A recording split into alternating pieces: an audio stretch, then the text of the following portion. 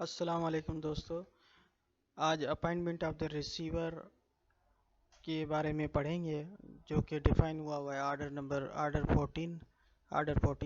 40 اور section 44 of specific relief act کو سمجھنے کی کوشش کریں گے. دونوں ملا کے پڑھیں گے. تو سب سے پہلے تو یہ سمجھ لینی چاہیے کہ ریسیور ہوتا کون ہے. ریسیور کسی بھی وکیل جو ایڈوکیٹ ہے، کسی کو بھی یا کورٹ کا اسٹاف ہے، کسی کو بھی کورٹ اپائنٹ کر سکتی ہے. یہ کورٹ کو اختیار ہے. اپائنٹ کہاں کرے گی اور کیوں کرے گی؟ یہ کوئی بھی ڈسپیوٹڈ پراپرٹی ہے جس کے اوپر تھریٹ ہے کہ کوئی جو لاز اینڈ آرڈرز ڈسٹرب ہوں گے، تو اس لیے کوئی بھی خون خرابہ یا کوئی مسئلہ ایشو ہو سکتا ہے جس پہ لڑائی ہو سکتی ہے. ان چیزوں کو دیکھتے ہوئے کورٹ ایک ریسیور اپائنٹ کرتی ہے. یہ کورٹ کو پاور ہے، یہ ڈسکریشنل پاور ہے کہ یہ کورٹ اس میں باؤنڈ بھی نہیں ہے کہ کسی کو کرے یا نہ کرے. یہ کورٹ کے ڈسکریشنل پاور ہے. کورٹ میں by order appoint a receiver of any property before اور after decree under order 40 CPC. دیکھیں یہاں پہ یہ بہت اہم بات یہ ہے کہ یہ چاہے ڈکری ہوا سوٹ ہو یا نہ ہوا ہو، اس سے پہلے یا بعد میں دونوں بھی کورٹ کو پاور ہے کہ وہ اس کو اپائنٹ کر سکتی ہے. ریسیور کو ایک فکس ریمنریشن دیا جاتا ہے. ریسیور کی ڈیوٹیز ہیں، لائبلٹیز ہیں، پاور ہیں، سارے ڈسکس کریں گے ہم اس کے ڈیٹیل میں. Section 44 of the special relief act provides for the appointment of the receiver pending a suit at the discretion of the court. جیسا کہ میں نے آپ کو شروع میں بتایا کہ یہ کورٹ کی ڈسکریشن ہے.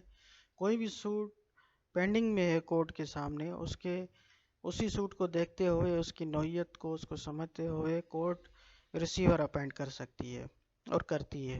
یہ کورٹ کی ڈسکریشنل پاور ہے. There is no imperative binding upon the court to appoint the receiver when both parties did not come with clean hands.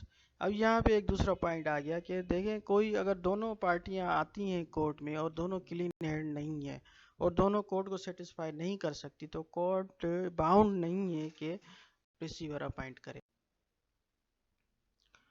اب پاور اس کی کیا ہے ریسیور کے؟ Receiver to collect the rent and profit collect کرتا ہے. To the application disposal of such rent and profit execution of document as the owner himself has such other power in addition as the court thinks fit. جو بھی power اس کو دے court مزید وہ اس کے exercise کر سکتا ہے. کرایہ لے گا، رینٹ پروفٹ کلیکٹ کرے گا، کورٹ میں سبمٹ کرائے گا. اپلیکیشن کوئی ایسا جس application and disposal of such rent and profits اس کو ڈسپوز کرے گا. اور ایگزیکیوٹ آف ڈاکیومنٹس جیسے کہ مالک مکان ہوتا ہے جو اپنے ڈاکیومنٹ ایگزیکیوٹ کرتا ہے، وہ بھی اسی طریقے سے ایگزیکیوٹ کرتا ہے. اور وہ پورا فلی رسپانسیبل ہوگا اس پراپرٹی کی لک آفٹر کرنے میں، کوئی ڈیمیج نہ ہو، کوئی کسی طرح سے نقصان نہ ہو اس کو. یہ اس کے پاس. اب ریسیورس کی ڈیوٹیز کیا ہیں؟ ریسیور کی duties furnish a security in respect of the property, اس پراپرٹی کو سیکورٹی دینا.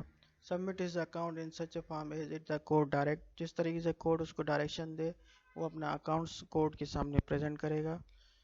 پے دی اماؤنٹ ڈیو فرام ہم ایز دا کورٹ ڈائریکٹ، جو بھی اماؤنٹ اس کی طرف رہتی ہے اس کو کورٹ ڈائریکشن دیتی ہے تو وہ پے کرے گا، وہی رسپانسیبل ہوگا.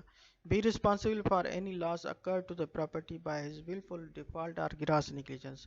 اس کے کسی بھی ولفل ڈیفالٹ یا گراس نیگلیجنس کے اوپر یہ جو جتنا بھی نقصان ہوگا وہ ریسیور ہی اس کا جو ہے رسپانسیبل ہوگا اور وہ پے کرے گا، اپنی جیب سے پے کرے گا. کیوں کہ کورٹ اس کو ریمنریشن اس کو پے کر رہی ہے اس کی ڈیوٹیز کے اوپر، تو یہ اس کی رسپانسبلٹی. اگر اس نے ولفل ڈیفالٹ کرتا ہے، کوئی گراس نیگلیجنس کرتا ہے اور اس سے پراپرٹی کو نقصان ہوتا ہے، تو اس پہ یہ اس کا لاس پے کرے گا. امید کرتا ہوں آپ کو ویڈیو پسند آئی ہوگی اور سمجھ آئی ہوگی. اگر کوئی کوسچن ہے تو پلیز کیجیے گا. Thanks for watching.